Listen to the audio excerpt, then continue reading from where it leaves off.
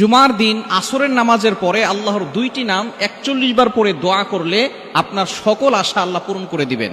জুমার দিন হচ্ছে leader of the all days, সকল দিনের সর্দার হচ্ছে জুমার দিন, এটা সাইয়্যিদুল আইয়াম। সুতরাং এই জুমার দিন হেলায় খেলায় নষ্ট করা যাবে না। আর জুমার দিন কিছু সময় রয়েছে যেই সময় দোয়া করলে আল্লাহ তাআলা দোয়াটা কবুল করে নেন। কয়েকটি মত রয়েছে, কেউ কেউ বলেছেন এটা হচ্ছে জুমার দিন যখন খতিব সাহেব খুতবা দিবেন, যখন দুই খুতবার মাঝখানে বসবেন ওই সময় দোয়া করলে কবুল হয়। কেউ বলেছে জুমার নামাজের পরে দোয়া করলে কবুল হয়।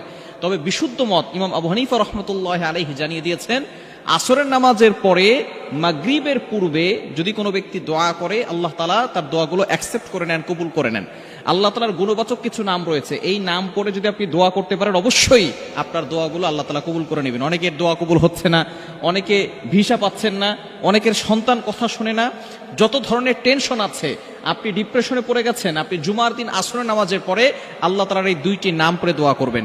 আল্লাহ পাক রব্বুল আলামিনের গুণবাচক নাম পড়ে দোয়া করলে আল্লাহ কবুল করেন, এটা আল্লাহ তাআলা নিজে বলে দিয়েছেন। কোরআন খুলেন, আল্লাহ পাক রব্বুল আলামিন বলছেন ৯ নম্বর পারার ১৩ নম্বর পৃষ্ঠার ৪ নম্বর লাইন সূরা আরাফের ১৮০ নম্বর আয়াতে রব্বুল আলামিন বলেন, ওয়ালিল্লাহিল আসমাউল হুসনা ফাদউহু বিহা।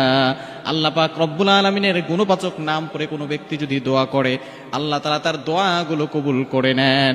সুতরাং দুইটি নাম রয়েছে, এটা সূরা ইখলাসের ভিতরে রয়েছে। সূরা ইখলাস আমরা সকলেই পারি কি পারি না? এই সূরা ইখলাসের এতটা ফজিলত আমরা সকলেই জানি এবং সকলেই সূরা ইখলাসের আমল করি। এই সূরা ইখলাসের ভিতরে দুইটি নাম রয়েছে, আল্লাহ আস-সামাদ, কুল হুয়াল্লাহু আহাদ আল্লাহুস সামাদ, ইয়া আল্লাহু ইয়া সামাদু।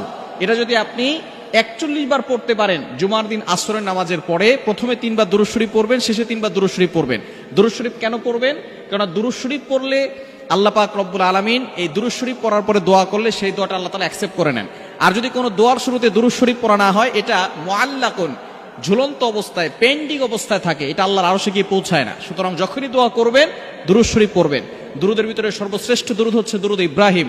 আমরা নামাজের ভিতরে যে দুরুদ পড়ি এটা আমরা 3 বার পড়ব।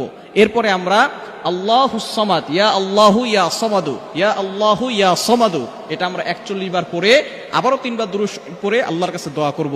আল্লাহ তাআলা আমাদের সকল যে চাওয়া পাওয়াগুলো আছে সবকিছু পূরণ